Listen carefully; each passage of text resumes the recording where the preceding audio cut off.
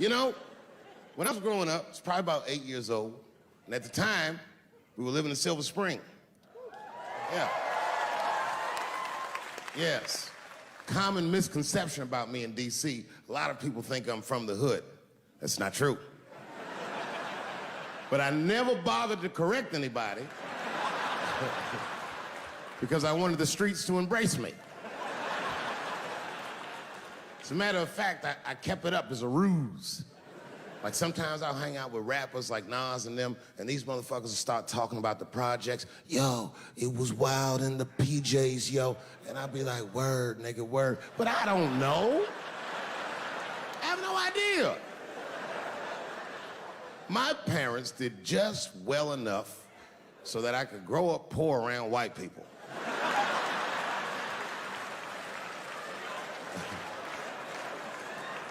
And to be honest, when Nas and them talk about the projects, nigga, I used to get jealous because it sounded fun. Everybody in the projects was poor, and that's fair. But if you were poor in Silver Spring, nigga, it felt like it was only happening to you. I know the pain of that first sleepover at a white friend's house. And you come back home on Sunday and just look at your parents like, y'all need to step your game up. Everything in Timmy's house works. Remember the first time you saw that? In a cold winter, and you'd be at a white friend's house and see the motherfuckers in their living room without their coats on?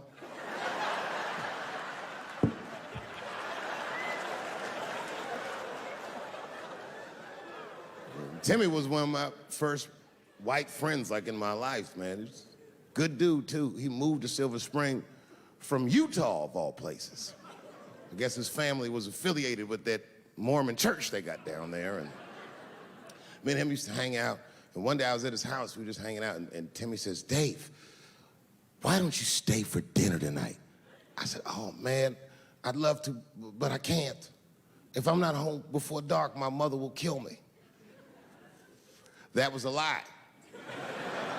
My mother had several jobs. I hadn't seen her in like 3 or 4 days. At that point in my life, it was my experience that white dinner wasn't delicious.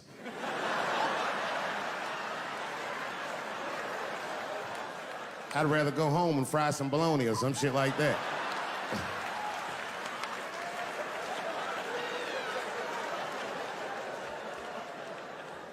But then old Timmy threw me a curveball I wasn't expecting. He said, oh, it's too bad you can't stay, Dave, because Mom made stovetop stuffing.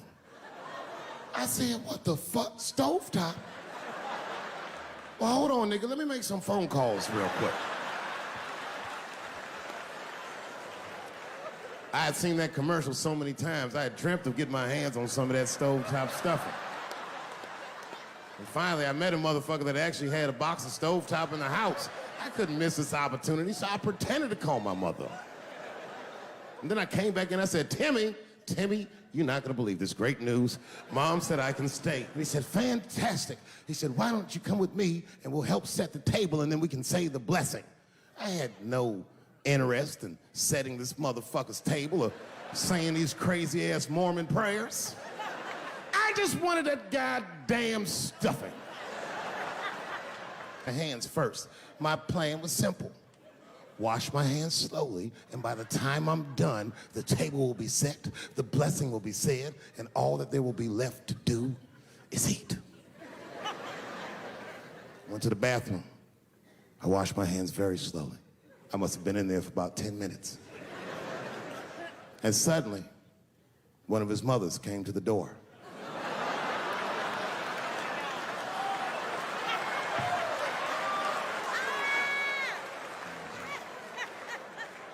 She was like, hi, David, right? I said, yes, ma'am. She said, Timmy tells me that you're planning on staying for dinner.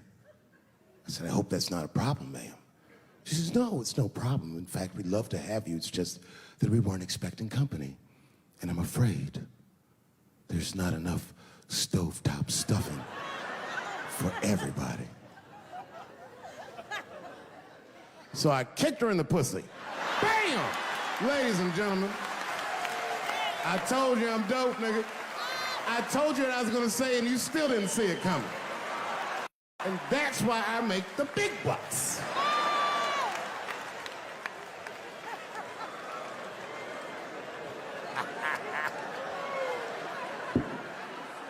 Oh my God. But there's a more important reason that I would stop doing comedy right now. And this reason is the real reason that's been percolating, and it really is the crowd, not you. I'm talking about the crowd on the big stage. It's too hard to entertain a country whose ears are so brittle. Motherfuckers are so sensitive, the whole country is turned into bitch-ass niggas.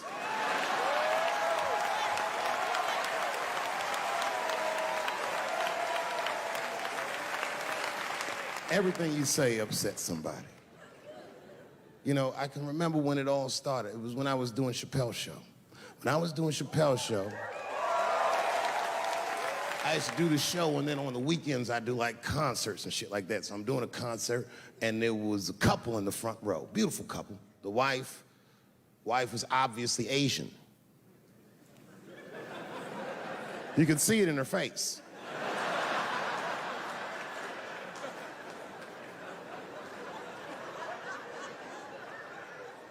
The husband, this motherfucker was mysterious, to say the least.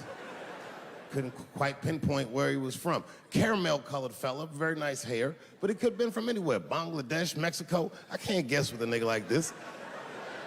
All I knew for sure about this guy is that his wife was a bitch. I could see that in her face, too. No, he was laughing and having a good time, and she was scowling at me at a goddamn comedy show. I couldn't figure it out. And then I realized at some point that she was pregnant, and I was smoking on stage. I said, oh my God, that's probably why she's mad. So I started to put my cigarette out, but then she hit me with one of them fake non-smoker calls. So I just kept smoking. I thought to myself, bitch, that babe will be fine, relax. And I tried to break the tension. I just asked her. That's all I said. I go, hey, where are you guys from anyway? And I could tell that she was on to me. She goes, very condescendingly, she says, I'm from California. If you're asking my ethnicity, I am Chinese. He was like, I'm Mexican, bro. I said, well, I'm sorry if I offended you by asking, but you're a very beautiful couple. And miss, there's no question that you're gonna give birth to the hardest working baby this world has ever seen.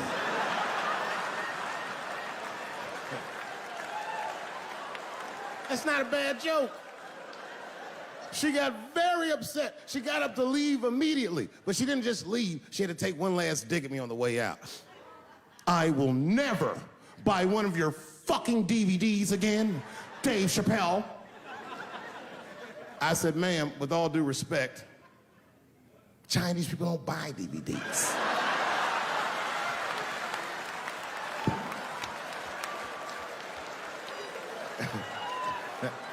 And the crowd went crazy. We were all laughing, having a good time. I didn't even think anything of it. And then just 3 days later, this lady sends a fucking letter to my promoter telling him not to book me for shows anymore because I was, quote, racist, and I'm quoting her, insensitive to the nature of my interracial marriage. I was like, word, bitch, I was.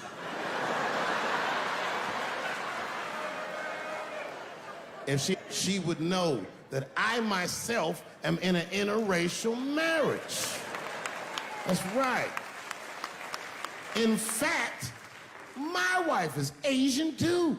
Surprise, bitch, I'll see you on Thanksgiving.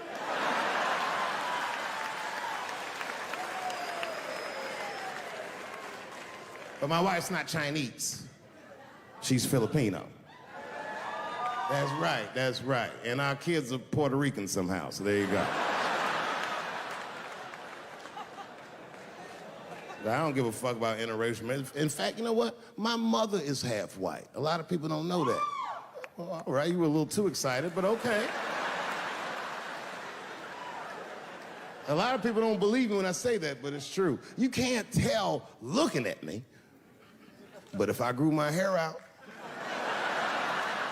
you would think you was at a fucking Cat Williams concert. My shit is beautiful.